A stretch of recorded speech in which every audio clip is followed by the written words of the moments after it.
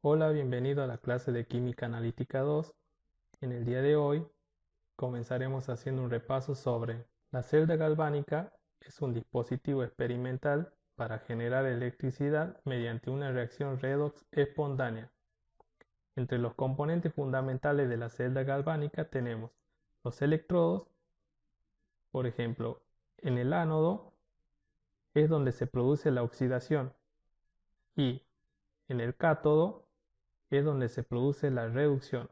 También tenemos el puente salino, que es un tubo en forma de U lleno de un electrolito. Este puente permite pasar cationes y aniones desde un compartimiento a otro. El alambre conductor permite que los electrones fluyan externamente desde el ánodo hacia el cátodo, es decir, en este sentido. Recordemos que en el ánodo hay concentración de carga negativa, mientras que en el cátodo hay concentración de carga positiva. Siempre que haya una concentración de carga en una región del espacio, tendremos energía potencial eléctrica. Por lo tanto, la diferencia de potencial de la energía es la que hace que los electrones se muevan a través del conductor y se mide en voltios. La diferencia de potencial de la celda se expresa mediante la siguiente ecuación. Recuerden que el potencial se da por la celda completa, ya que no es posible medir experimentalmente el valor absoluto del potencial en un electrodo. Lo que se hace es asignar el valor de 0 a un electrodo en particular y se usa para determinar los potenciales relativos de otros electrodos. Esto es posible mediante el electrodo de hidrógeno en condición de estado estándar, es decir, a una atmósfera de presión, en una disolución con concentración de 1 molar y a 25 grados centígrados. Y se conoce como el electrodo estándar de hidrógeno. El potencial para la reducción del hidrógeno es 0 y esto se conoce como el potencial estándar de reducción. De esta forma, el potencial estándar de la celda es igual al potencial estándar de reducción del cátodo menos el potencial estándar de reducción del ánodo.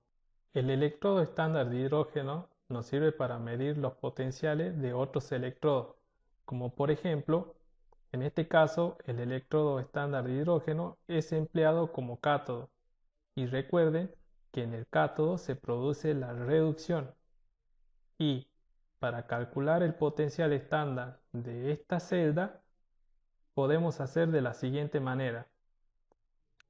El potencial estándar de la celda es igual al potencial estándar de reducción del hidrógeno en el cátodo menos el potencial estándar de reducción en el ánodo.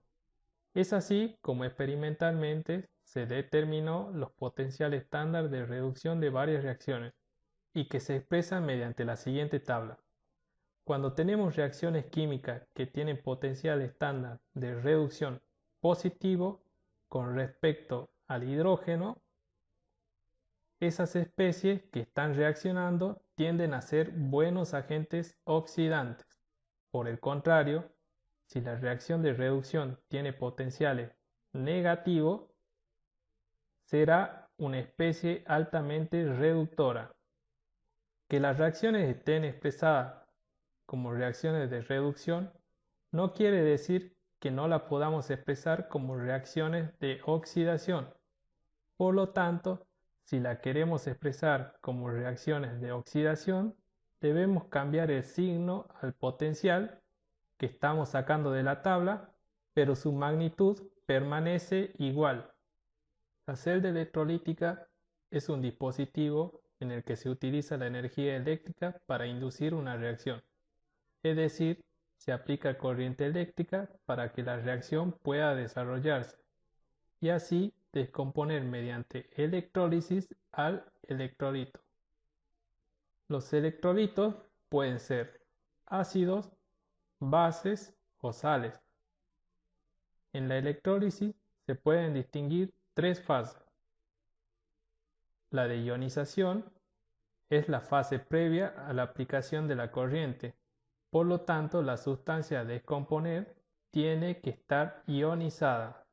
La orientación, cuando se aplica la corriente, los iones se dirigen de acuerdo a su carga eléctrica hacia los polos positivo o negativo según corresponda.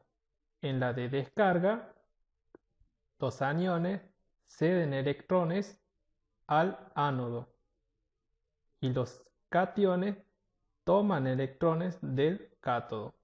Un ejemplo de celda electrolítica es la que ustedes ven en la figura y se utiliza para la electrólisis del agua.